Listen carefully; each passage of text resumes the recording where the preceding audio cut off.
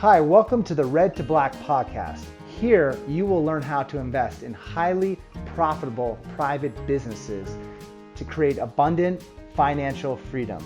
If this topic interests you, we invite you to subscribe to our channel. This podcast is hosted by Werner Minchel, ex-Marine aviator and current real estate investor, and Mario Parzino, current Marine infantry officer and business investor.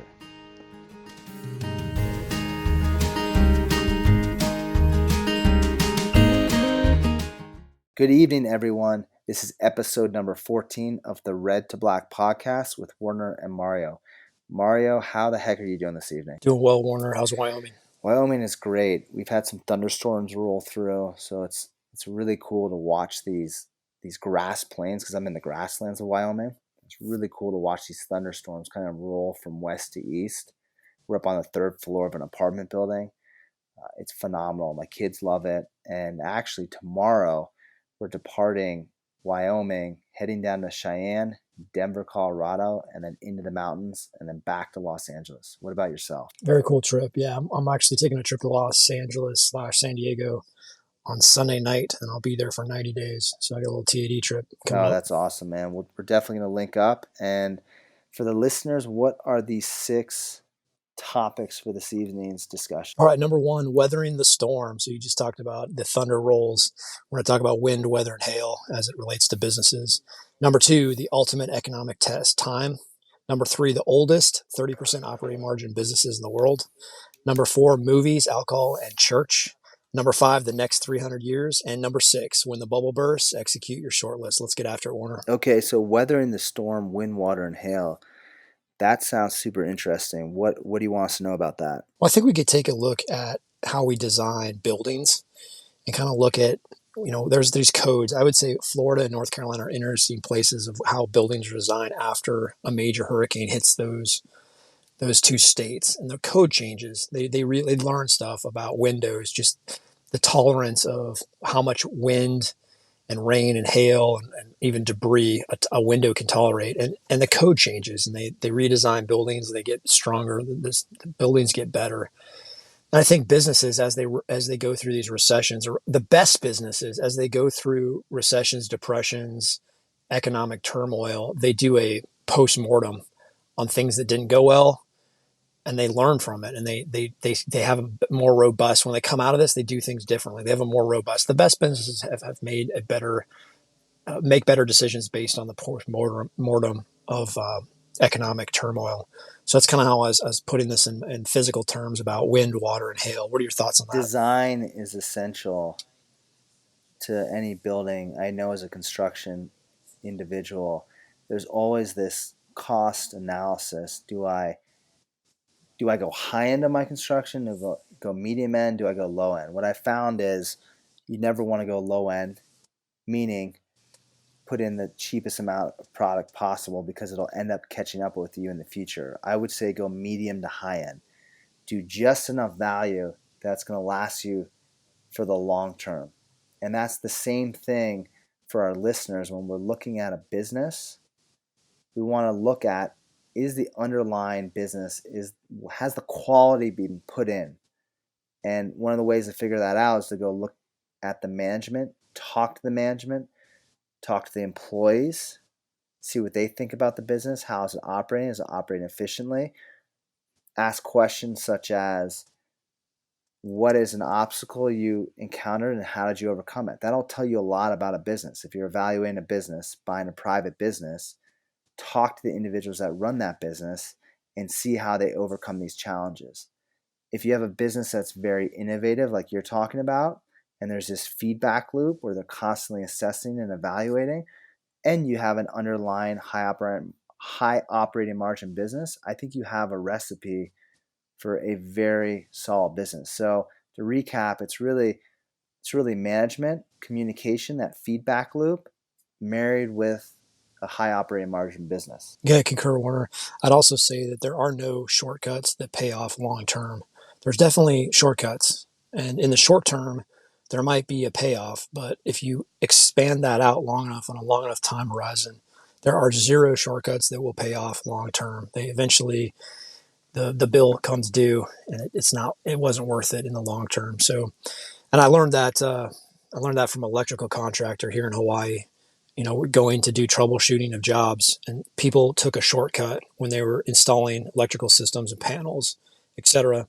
Many years ago, they took a shortcut. They went with a low cost bidder. They took a shortcut as in the installation, and now, 10, 15, 20 years later, their house needs to be rewired, or there's major troubleshooting costs that pop back up. So in the long term, that shortcut didn't pay off.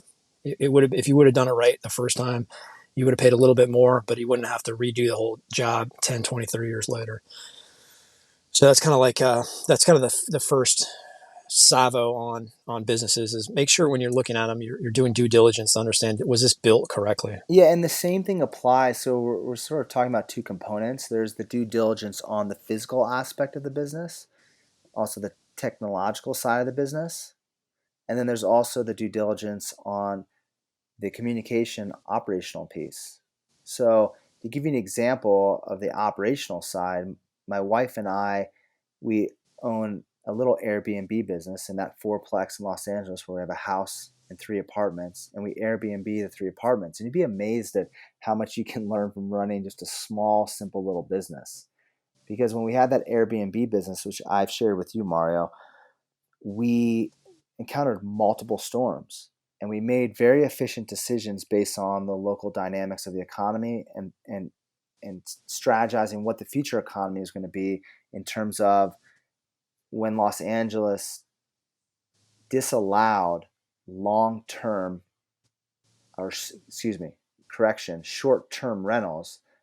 They allowed long term, so 30 days or more. That completely shifted our business strategy because we were expecting individuals coming in every day, right? Who are basically maybe renting for one night or two nights on Airbnb, and it was this consistent revenue, and we were making really good revenue, and then our revenue probably got cut by maybe 20 grand. I mean, that's a huge amount, just because we went from really short term paying higher amounts to long term. The clientele shifted, so it was more like vacationers on the short term, and then the long term was now business professionals who are coming to LA, nurses, those types of professionals. And then we got hit with the pandemic, and we shifted really to focusing on long-term business rentals, and going on other sites like Apartment Finder. It was just through these challenges that we were able to keep our occupancy up the entire time. I think we had 1 month, one unit where we didn't have someone staying there. It may have been 2 weeks through the entire pandemic. So when you're assessing a small business, make sure that they've weathered a storm, and what decisions did they make during that storm. That will tell you a lot about that business. Absolutely. It tells you two things about the business. One, the underlying economics of that business, the brand, the location, the durability of the business, and two, the management team in place. So you got two things working for you. You had the right location, mid city LA, the port of LA, I-10, etc.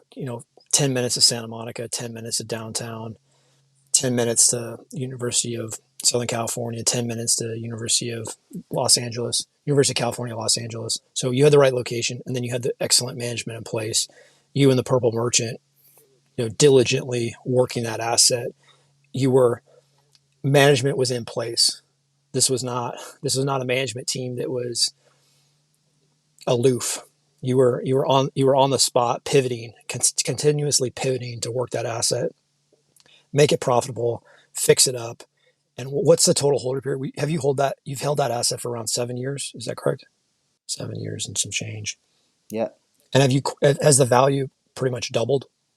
The value since we have purchased it doubled and then some. From our initial investment, we've jumped our initial investment over 7 years 200%. Okay, so some of that, I would say there's three components to that doubling. One is the economics of the city have changed. It was the city, mid city or LA specifically, had a revival. Number two, the property was improved physically. The property was completely rehabbed, value add. And number three is you were able to increase rents or to run the business side of it, marketing, coming up with a beautiful brand and positioning it to be competitive in the rental space. I've seen the pictures you've taken. I've seen the way you've set up the apartments. So Lollapalooza effects. You had multiple things working in the same direction to create that doubling, over doubling value in 7 years, which is an incredible. Is incredible. Now, real quick on West Adams, so the property that was a little bit closer to the University of Southern California. What was the holding period, and did that double? The holding period on that property, I don't remember the numbers. I think it was a few years, 2 to 3 years. And I may correct myself in the future on these numbers. And I think on that we 200 we did 200x on our money also. 200, Nice, not 200, not 200x, 200% correction. 100%. Yeah. And So that was on West Adams, within striking distance of the University of Southern California, and you sold that pre-pandemic because that would have changed the values if college students weren't showing up to class. So the timing was impeccable that you sold that in the fall of 19, November. I think it was November, December of 19. yeah, and this takes us into our second topic, which is the ultimate economic test of time. And I also give you credit, Mario, because you and I have been talking about what's coming in the future because of our profligate spending by our government and people getting way out over their skis. What we did was, when we now analyzed these real estate assets, we said, okay, what's the low hanging fruit? What doesn't have the huge margin of safety? And we looked at West Adams and we said, this margin of safety is okay. Remember that? And I said, okay, that's the first one that we're going to sell. And at the same time, we were attempting to sell 4, 5, 6, 7, but we didn't sell it. So for the listeners, there's all these assessments you make. With the main assessment that is included in all these assessments is your margin of safety. That's the most important. That's What's your right. margin of safety? And looking forward, which you can never really tell what's going to happen, but you make an assumption. You go, hey, if this happens, can I weather this storm with this margin of safety? The answer is no. Then the recommendation is to sell it, stack that cash, and wait for another opportunity. If you think you can weather that storm because you bought at such a low price and you increase the value so much, then you could weather that storm. Now, there's other factors into account, like California's falling apart. As we talked about in the past podcast, when you have a government that's not aligned with businesses, that's another decision you make. And we made the decision to get out because that government's not aligned with our business interests. In fact, they don't have integrity in their city because they're allowing bums, trash, and all sorts of other things that are not advantageous for the growth of a city to pile up. So the economic test of time, it's what are you doing with your time? Can you talk to us a little bit more about that? Well, I look at it differently. I look at it as time is the great equalizer. It will allow you to see how the business has ridden out storms in the past. Everybody does well during the good times. It's not hard. A business that's doing well when everyone else is doing well, that's not really a stress test. Going back, if you can go back 100 years with some businesses in the United States, we don't have a lot of businesses that are over 100 years old in the United States. But if you look in Europe, and we'll get to this in another topic, but if you look into Europe and stuff, in Japan, older cultures than us, you can see patterns that are the businesses that have lasted the longest. They really have a durable brand, and they have reach. They're constantly pushing their product out past their borders, and developing new customers, and taking care of their customers outside of one economic engine, which would be like, let's say, Texas. I mean, France and Texas are very similar in size, and maybe even GDP. Or actually, Texas is probably bigger than France now in GDP. But what you notice, if you look at businesses that are survived over 100 years in France, they've done that outside of that economic region of just France. They haven't been dependent on just the French government allowing businesses to make money, retain money, and grow their business within France. The businesses that have survived have pushed their brand outside the borders of France, and that also allows them to push back against government overreach. They're able to say, "Listen, we're going to be a successful business. We are. We've proved that. we can be a successful business inside France, or we can move to Switzerland. It's your choice. And then those governments work out deals and they create. I mean, the reality is our tax code in the United States is 83,000 pages. Like if you want to, you can get it written into the tax code to stay. But to do that, you have to you have to hire lobbyists and you have to have money to get in front of Congress or to get in front of lawmakers in your state and to change laws to allow you to do your business. And at some point, you're like, you know what? It's just easier to move to Texas. And I think you and the Purple Merchant have reached that decision with California. So those are kind of my first thoughts on time. So, Mari, you're looking at performance over the long term, and there's a reason why you stated it is because any business will look really good in the good times. Take, for example, our proverbial punching bag, Bitcoin. It looks It sure phenomenal. I mean, does. obviously not recently. It's 60 down to 30, but in terms of the narrative, it looks phenomenal. Oh yeah, it'll just go down and go back up. And I was listening to Jim Rogers today, and he's like, I've heard it all before. Bitcoin can never fail. Multifamily can never fail. And Jim Rogers, he's just got this smirk on his face because he understands time. He understands the longevity of a business and a business cycle, and that there's certain things that always happen. Behavioral economics takes it way to the top, and then it goes way to the bottom. There's buying opportunities at the top, and there's euphoria and horrible buying opportunities. Correction, there's buying opportunities at the bottom, and there's euphoria and horrible buying opportunities at the top. So time will tell you over hundreds of years what the actual best businesses are. Now, real estate has tested itself over many years. Now, there's not necessarily these real estate assets that are going 100, 200 years, but the the area of that business has gone on for a long time.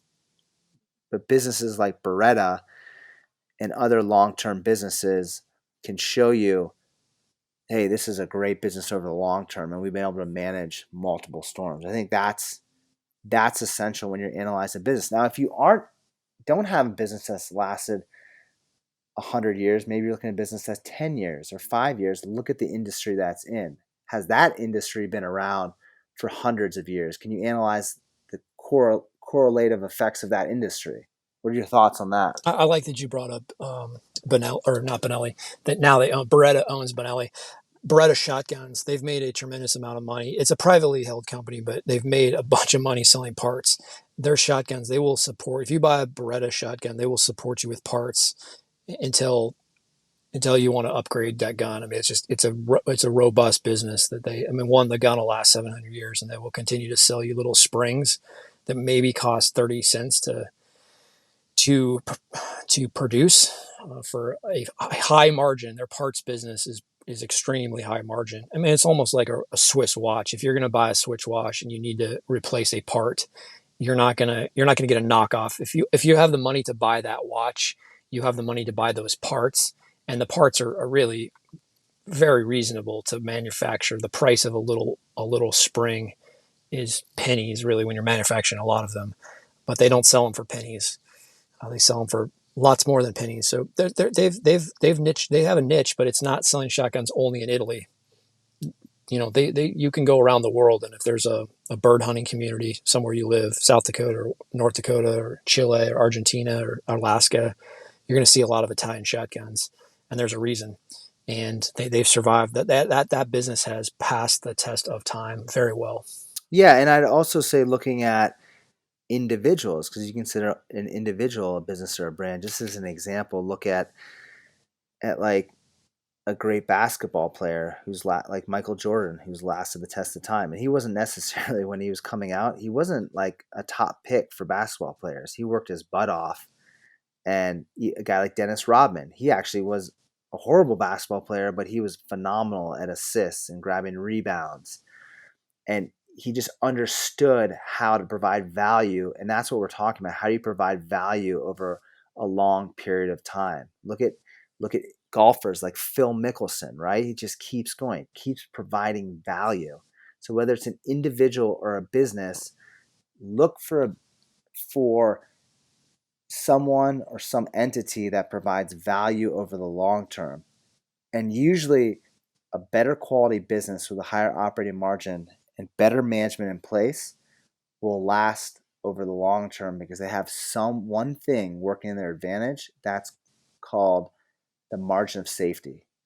They have huge a margin of safety. So if anything goes wrong, they have huge cash position. They can work themselves out of it. Now, this doesn't negate poor management, someone driving the brand in the ground, negligence, fraud. Those will sink any business.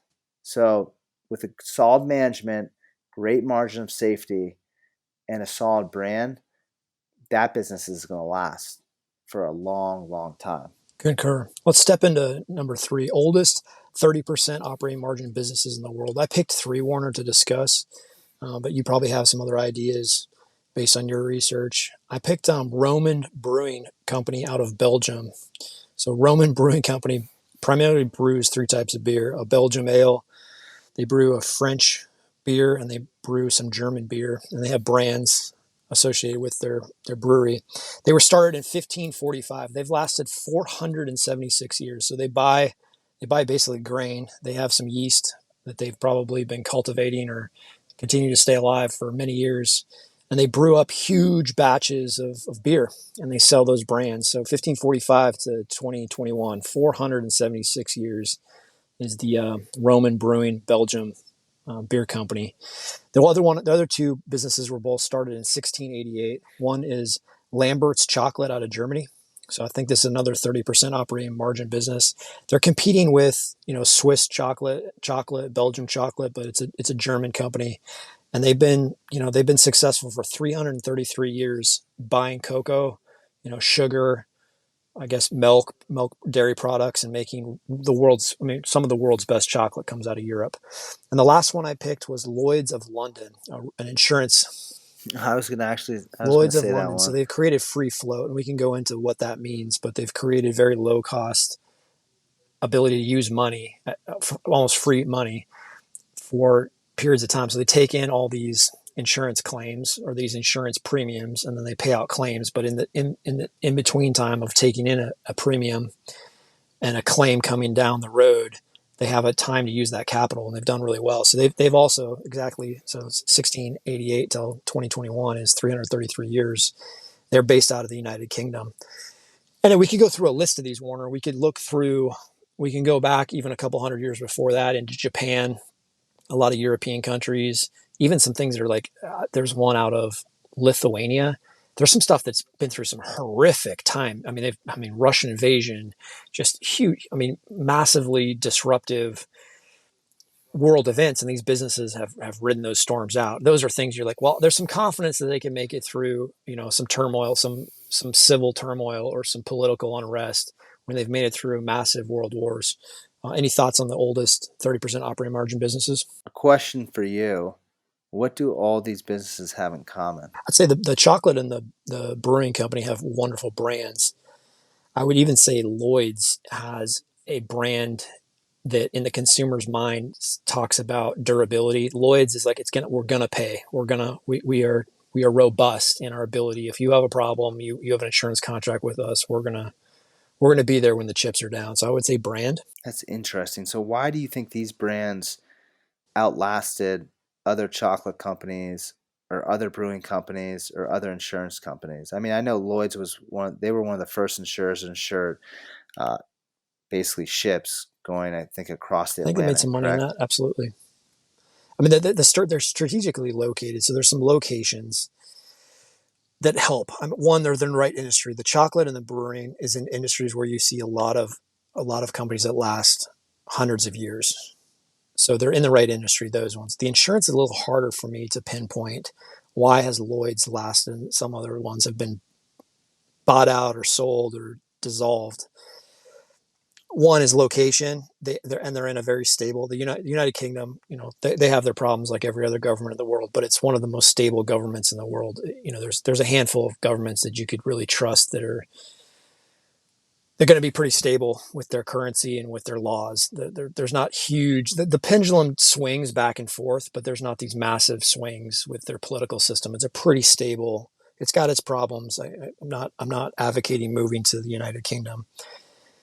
for tax reasons, but it's pretty stable. And I'd say Lloyd's for their shipping routes, for understanding, like it's in London. London is a major port, to move things in and out of Europe. So those are kind of thoughts. It's not perfect. This isn't a perfect science. This is both an art and a science. The science part is doing the due diligence and looking at the numbers and evaluating these industries. And you can do that. Every one of these companies, even if they're private, you can go in and look at the chocolate business with publicly traded companies, brewing, and insurance, and you can see that these are high margin businesses. Yeah, I think Roman Brewing Company, if you look at that one and Lambert's Chocolate, they both have to do with nourishment, how you're nourishing your body, but they're not like an everyday nourishment. They're like a Yeah, treat. yeah, it Well, maybe depends on who you are. Yeah, exactly. depending on who you are. But I would say for most people back in the day, they weren't.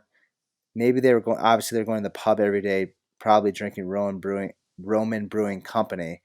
But yet they probably weren't No, eating Lambert's chocolate. It's probably on special occasions for that. yeah, that's a treat. That's like a once a week, twice a week treat. And it's something.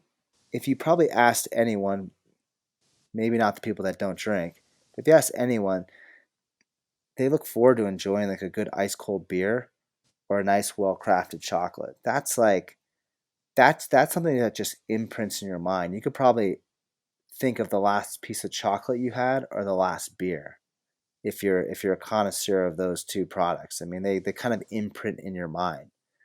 Whereas maybe an apple, unless you're really a foodie, it doesn't really stick in there. But something like a beer is around a social occasion, so you're having a great conversation with someone, or maybe it's around a tragic situation. There's like this imprinting going on in your mind. Then chocolate's the same thing. It's around like a special event.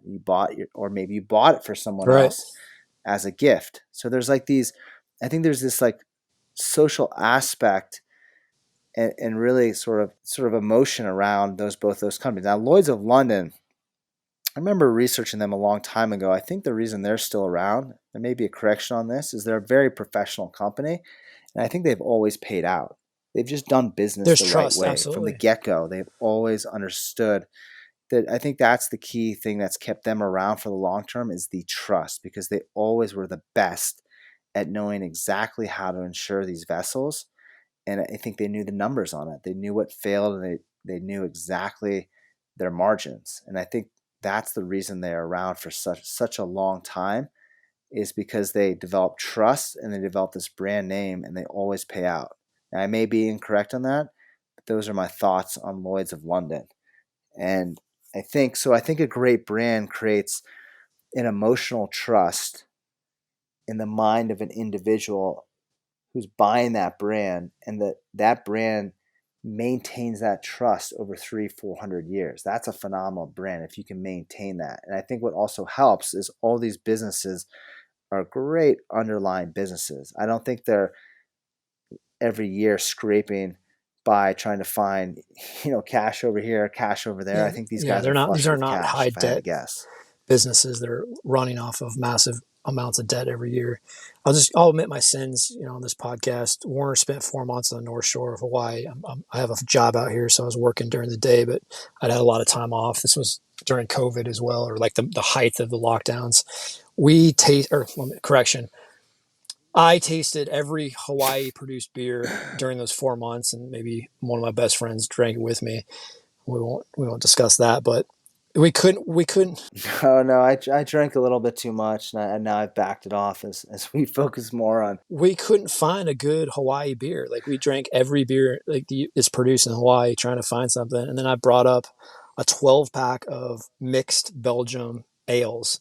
So I found this like it was a bunch. It was like maybe three of each variety, and like we were just like, oh, this is like the best beer we've ever had. Hands down better than stuff that was produced in Hawaii.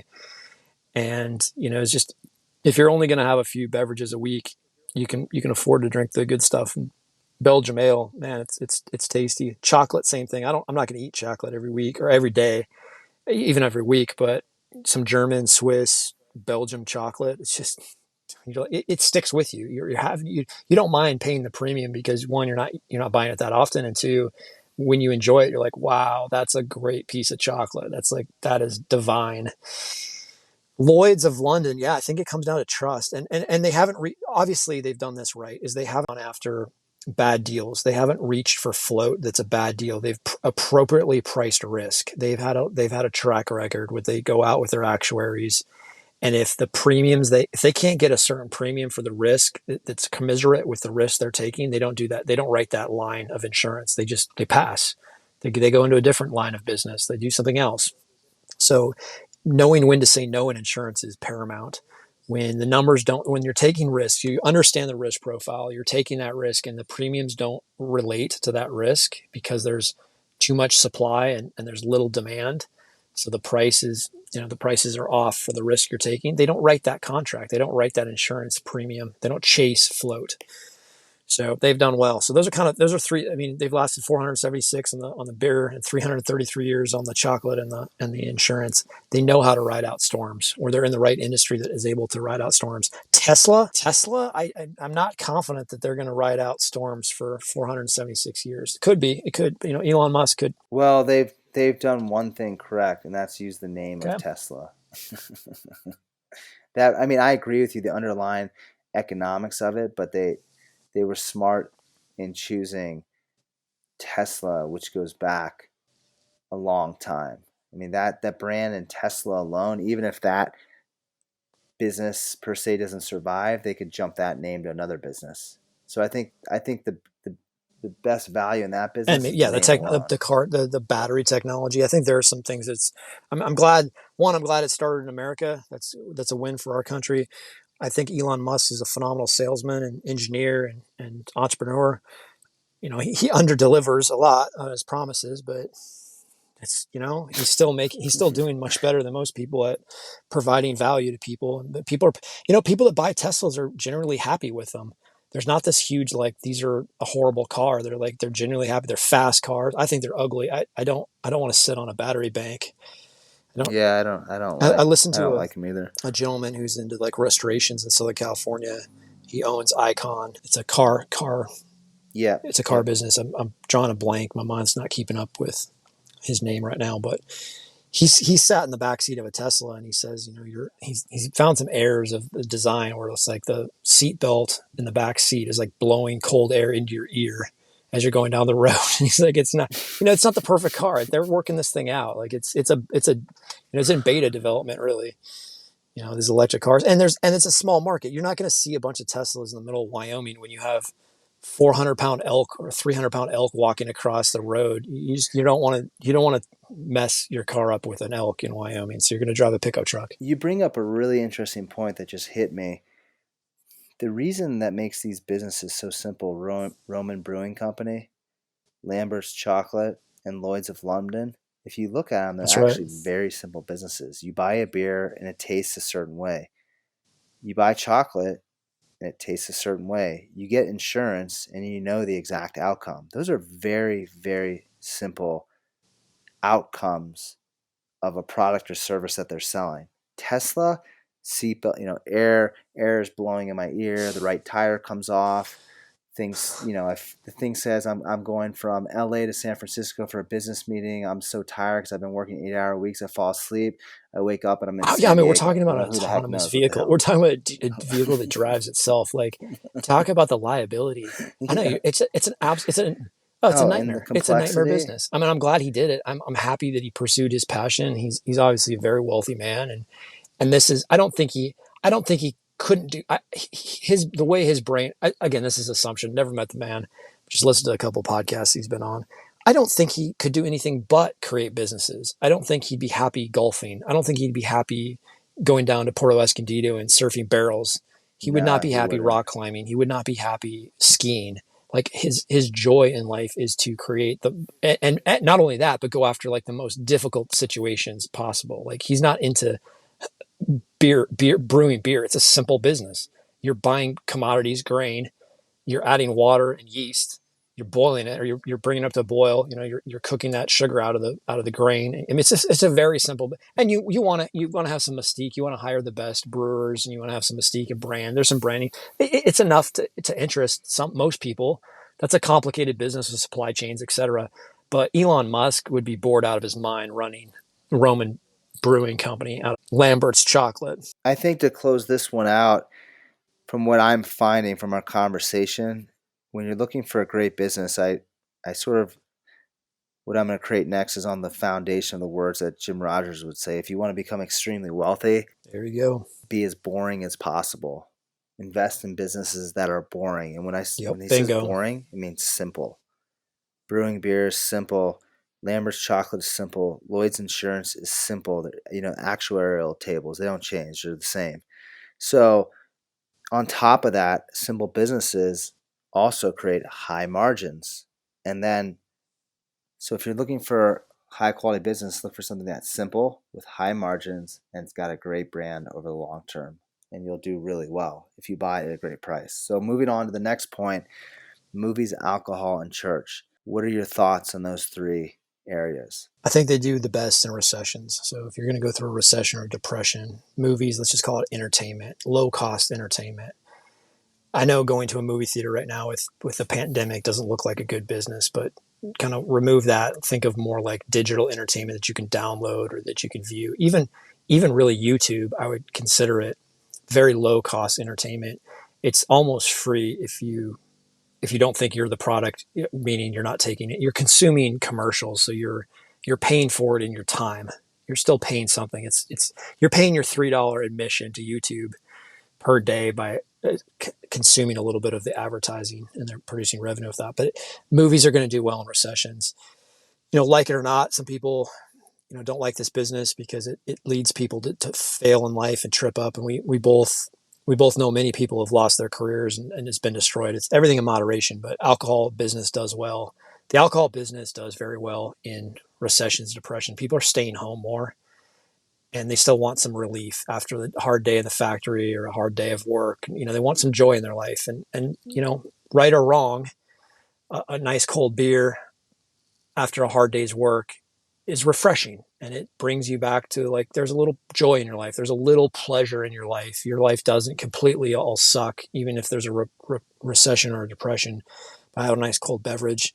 And then church, I would say the spirituality or things that are like hope, that are bringing people hope, or they're looking out into the future. It's the most cathartic thing you can do when you're in pain or you're in a dark place, is to get out of that place and think about the future. Think about the next year, 5 years from now, or 10 years from now, or even if you want to get more spiritual, life after death or in perpetuity.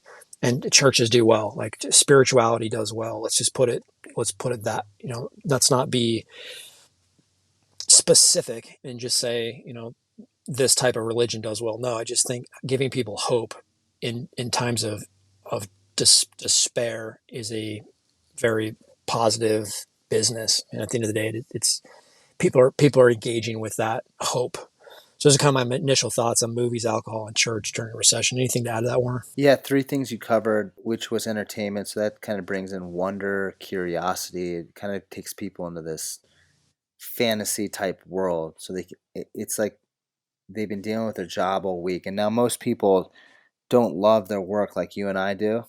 Doing this Sure. podcast, and there's down days for us, right? Because after a while, it can become monotonous, it can become consistent. So having this time where you can rest and relax, TV does that incredibly well for most people. Now you'll find when you're done with it, I don't think you're as relaxed as you could be, but that's a whole different subject. I think it's better to walk in nature. But in terms of a business, it creates this sort of wonder, curiosity, fantasy. It takes you into another realm. Church provides that spiritual sort of hope, like there's provides more meaning, and then alcohol provides that relief, relax. Now, great businesses that are providing Absolutely. content is like Discovery. I mean, look at Discovery, just buying more and more. 30% margin on that business. Google, which owns YouTube, 20% plus margin on that business. Those are two phenomenal businesses. Alcohol, I haven't really researched, or I have researched Diageo and other businesses. And just like for the listeners to know, the reason why we're referencing public companies, because it's challenging, if not almost impossible, if you don't know someone, to get the financials on private businesses. In fact, you won't unless you know someone who works the business, who's a high level, in fact, probably the owner of the business, and trusts you to give you that information. So publicly traded businesses are your closest bet, are your mark to see if I want to get into this business, around what margin am I looking at? So looking at Discovery in Google tells you a little bit about the entertainment business. Looking at Diageo and InBev and all those other businesses tells you a little bit about the alcohol business. So I think those businesses all do really well because they tie into, I think they all kind of tie into kind of like relaxing and stepping outside of the main sort of survival kind of world that most people are in.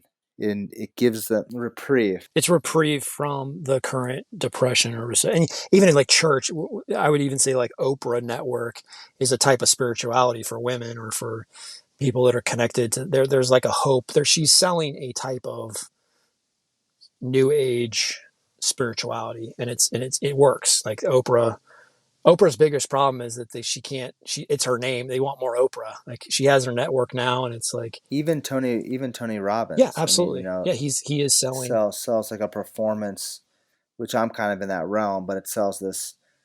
You step out to reassess your life and refocus on what you're creating. Absolutely. That's like a so the main point here to finish this topic up is it's like you're stepping out of your normal survival world, which most people are in, just getting by, or they're so overworked that they're drawing a line in the sand and saying, I'm going to go over here and relax with a drink, a little bit of entertainment, or something that expands my mind. And that takes us to the next topic, which is the next 300 years. And that reminds me of what, and I don't know what your intention was, but I'm going to take a crack at this one.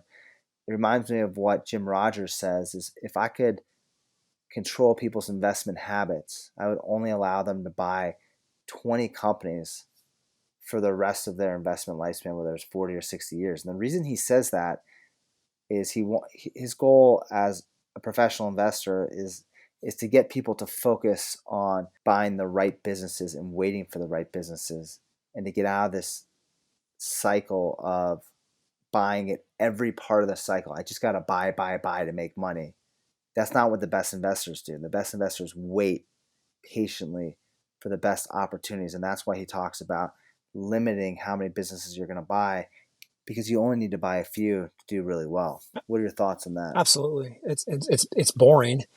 If the goal is to be exciting and have like entertainment in your investing, what Warner and I are advocating is not going to provide you a lot of entertaining. It's extremely boring, and you're basically Watch movies yeah, if you want exactly. entertainment. Go find another thing. For us, investing is not about getting a dopamine hit. The next 300 years, chocolate's gonna it's pretty predictable. We can pretty much predict chocolate for 300 years out. Belgium ales, we can pretty much predict that out for 300 years. Even insurance, we can kind of say that there's going to be a transfer of risk, and there's going to be low cost float that enables those companies to go out and invest in other businesses that are better than the insurance business and create a spread, a delta. Real estate. Absolutely, they buy the largest buyer of multifamily real estate in the world are insurance companies. They love it. They love that product. They take free float or they take low cost float. Think of just capital that they get to hold for a while. They're going to pay it back, but they get to hold it. For no, it's not coming at a premium. And they go out and they buy 500 units in Dallas, and now they just sit on it, and they'll pay back. Those apartments will pay a rent. They will pay rent, and there'll be a spread on the profit of those rent, and they will be able to pay out the bumper to bumper. Now, I mean, Lloyd's isn't a bigger business than this, but an insurance company, they take that product, they buy that. It's not going anywhere. It's going to sit there for 30 years, 50 years. They'll scrape it. They'll build 600 units or 900 units. When it's ready to be scraped and bulldozed, and they're able to pay back the little bumper to bumper accidents that they've insured. So they're transferring risk. That business just works, and it's going to work. It's going to be around. I'm not going to predict who's going to win 300 years from now, but people will be doing the same exact insurance, transferring risk 300 years from now if the world still is if it's still operating the way we think it will. Medical research, medical technology. Boston, I think we won't even recognize the medical technology that's occurring 300 years from now. Technology out in Silicon Valley, Seattle, Austin, Texas. It's going to be incredible to watch the technology improve for 300 years. It's just going to be incredible. But picking winners and who's going to last the test of time in that space is almost impossible, and it's not our game. Those are kind of my thoughts about the next 300 years and how I would place my bets if I wanted to almost virtually guarantee that my family would do well 300 years from now if they just didn't sell. You're talking about two different things that we've talked about in the past that have to do with setting up your investment philosophy, which is being predictable That's and right. consistent. And one I would like to add is content. That's always going to be around. That's going to be, we've talked about that a little bit now. That's kind of coming into play more, but that's going to be consistent. Now, the content may change, but content's going to be around with this new digital age. So I think content is another consistent one that you and I have talked about. It's a little different animal, but finding the businesses that provide content. And because certain types of content, like Peter Drucker, right, or Dale Carnegie, look at that. Look at those guys' books, man. They're still timeless. The Bible, right, the longest timeless classic ever. Absolutely. All this content will always be around if it's done well. So it's kind of like art. Art will be around for a while. Gold will be around for a while. All these things. Now, art and gold. The reason why Mario and I, like we talked about in the past podcast, more of a rich man's game is because they That's don't it. pay you to own Bingo. them. So that's something you can buy in the future when you have enough money, disposable income. But for what we're talking about is like chocolate, beer, alcohol, liquor, real estate, insurance, content. Those can all pay you to I want to own. go a little bit deeper on the content piece. I would say the best types of businesses, if that's your game, evaluating content, the best types of businesses are those that own a library of content. Think of Yeah, like good one. Disney or the UFC. The UFC is the largest YouTube. There we go, YouTube. library. It's a library of content, and they can turn that over every year. They can keep turning that content over to a new audience and bring them in, enroll them, and get a little bit of revenue off that. UFC is an interesting business. It was bought. Dana White and the Fatata brothers sold it to a talent management, a big time talent management firm in Los Angeles, which I think was interesting. But it's the largest portfolio catalog of fights in the world. They actually own more than just the UFC. They bought up other catalogs of fights. So there's going to be a huge opportunity in the future to provide all these classic fights. They can run like ESPN classics, etc., but in the fight realm. And they've got this portfolio, the largest portfolio of quality fights in the world. That's kind of what I'm thinking about when you're talking about content. It's hard to predict one piece of content is going to be a winner over another. It's much easier to say this portfolio is going to do well over a long period of time because every 7 years we got a new crop of individuals that are coming into this time in their life where they're going to want to consume this content and learn business content, learn economics, learn about the fight business, learn about fighting techniques. Look, there's going to be a new crop of people that are interested in that every 7 years, and you'll make some money on that. So that's kind of a little bit deeper dive on the content piece. Look for libraries of content. Yeah, so you're talking about content you consume, and that's a great point. Find a library. And also, there's content for commercial purposes, like Adobe, right? Adobe Phenomenal software business. Yep. develops all these products for design, whether it's Premiere Pro for editing film or video, whatever it is you're doing in the video realm. There's Illustrator for design, for logos. There's Photoshop for photos. Now, what they've understood is they've done a bolt on acquisition where now they have libraries of photos from professional photographers. So maybe they own some of them. Maybe they give a transaction cut to the photographer. But the point is, they're developing these libraries, icon finders, service you and I used recently, where they have icons. These are things you can use over and over and over again in a commercial setting. And they're creating huge libraries. The reason I like Adobe so much is because if you think about it, I use that software a lot for our podcasts and for design of our marketing material.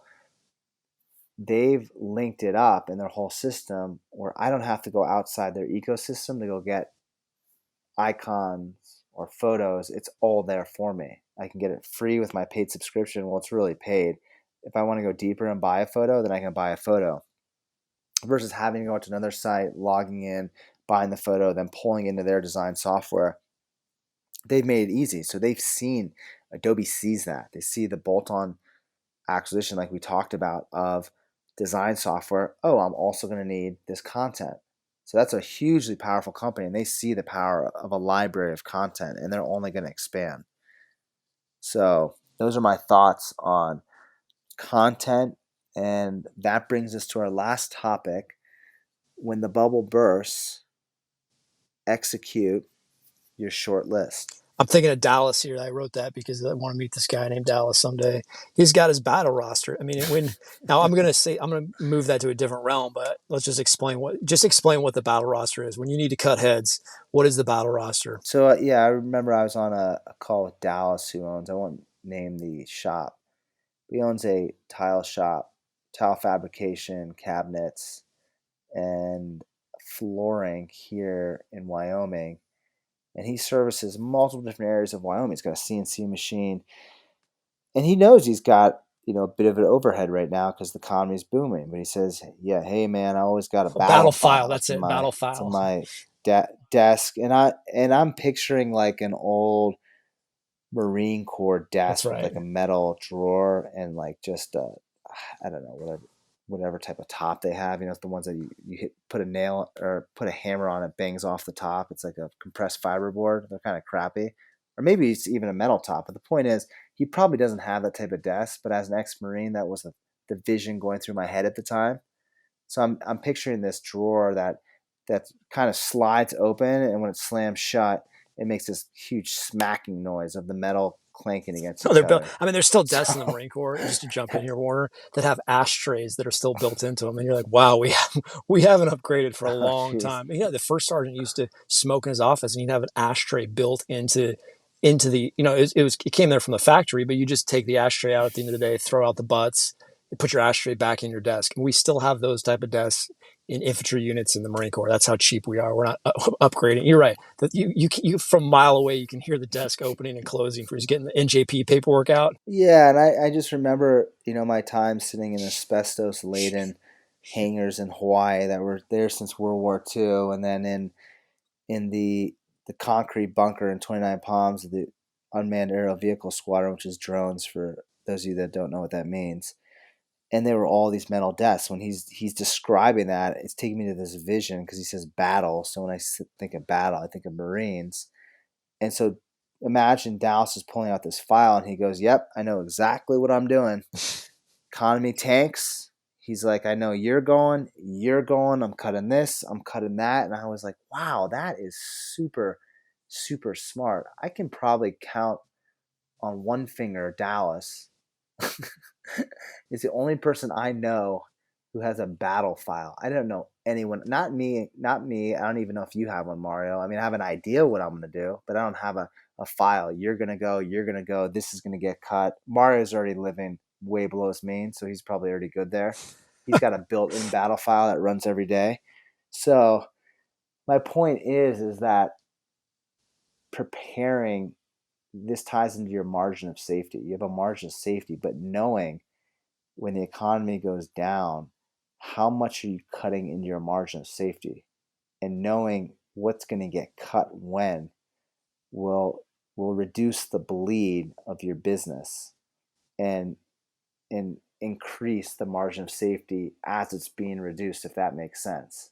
So it's not reducing as fast because you know exactly what's being cut to run your business the most efficiently. And I think a lot of businesses probably can do that very effective nowadays because of technology. So it's not like Dallas with the battle file. It's probably I don't know if it's on like a white sheet. You just pull the paper out of a printer, or it's a yellow. I don't know. I can only imagine.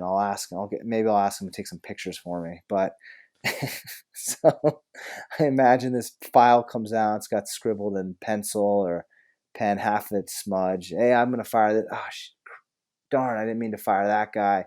Your name was smudged out. I meant to fire this guy. Who the heck knows? But the point is, he's got a file that's ready to So roll. you kind of alluded this a little bit. I'll just kind of let the listeners know. I live during the good times as if there's a massive recession happening. So I'm constantly stacking up cash on the ground and stacking up cash, and I have a short list. It's not like Dallas's of cutting folks. It's what am I going to do? What am I going to buy first? What am I going to execute first? And here are the businesses. I have these both in the public space, publicly traded companies, and private businesses that I'm looking at and researching and constantly thinking about what would I offer if I could call this guy up during a storm and offer him reprieve or render safe draw on his debt. What would I pay for this business if I could quickly fly there, look at the books, and present an offer? What would it be as a percentage of or a multiple of his operating income or his top line or his net income, etc. So I have a list. I have a list of both publicly traded companies I'm willing to, at the right price, I would buy as much as I could. I would deploy capital that I've, again, saved up, living as if there's a depression or recession during the good times, so that when that actually happens, I have a well stocked pantry full of provisions that I can go out there and turn into businesses or buy businesses. So that's kind of my short list. And I encourage you guys to do that. If you lack patience or you're looking for something to do when there's not a lot of opportunities to buy things, is develop this list. Go through and do a lot of work on the public side. Like I said, go back to the Value Line Investment Survey, go to a public library, and start building a file of wonderful businesses that are publicly traded, and then go into the private space and research, okay, what kind of companies are owned privately? Maybe the guy wants to exit the business. Maybe he's tired of fighting with the banks. And Warner alluded this earlier in the podcast. Some of these guys don't want to, they're not just going to offer up their books, but if you befriend them, if you kind of get into their social circle, whether that's hunting or skiing or even just going to the right restaurants and sitting down, you'll see these guys come, if you see a business owner and he goes to the same Italian restaurant every Friday night, and the two of you can almost kind of, they're going to like correlate that you're both professionals and et cetera. And you sit next to these guys and they actually love talking about their business. And eventually they will tell you their top line. They will tell you their operating income. They're not going to tell you every last financial detail, but they like talking about their businesses. If you become friends with these private business owners, eventually they're going to spill the beans and they're going to tell you pretty much exactly what their business is doing every year. So kind of my final thoughts on that topic, Warner. Yeah. Talking a little bit about what you were saying, it brought to mind there's kind of two concurrent strategies we're running in our lives for Mario and myself. How are we getting more efficient as individuals? So how are we running our own lives like businesses? And I mean, I have multiple areas I can work on. Mario's got a lot less because he's living well below his means. So that'll be a running joke throughout this podcast.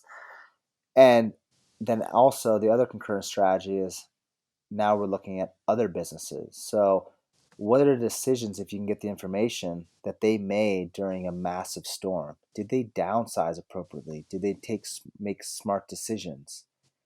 Because if they didn't and they laid it on a lot of debt, you may not want to invest in that business because they made a poor decision that set a great operating margin business up in a bad situation.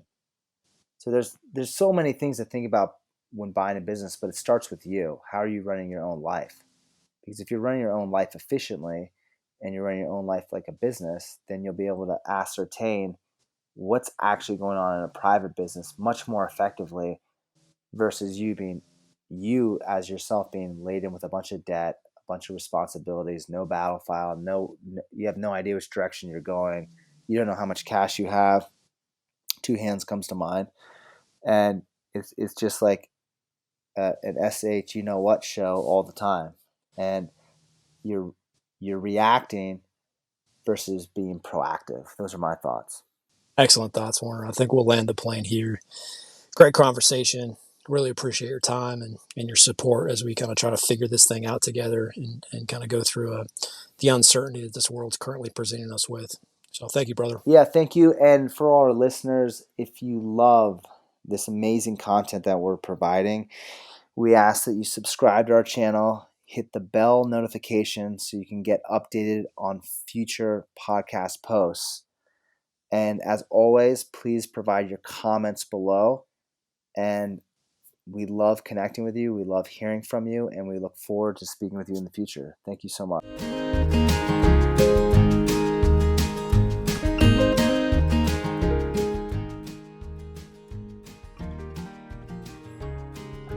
Thank you for listening to the Red to Black podcast. We really appreciate you taking time out of your day to listen to our podcast.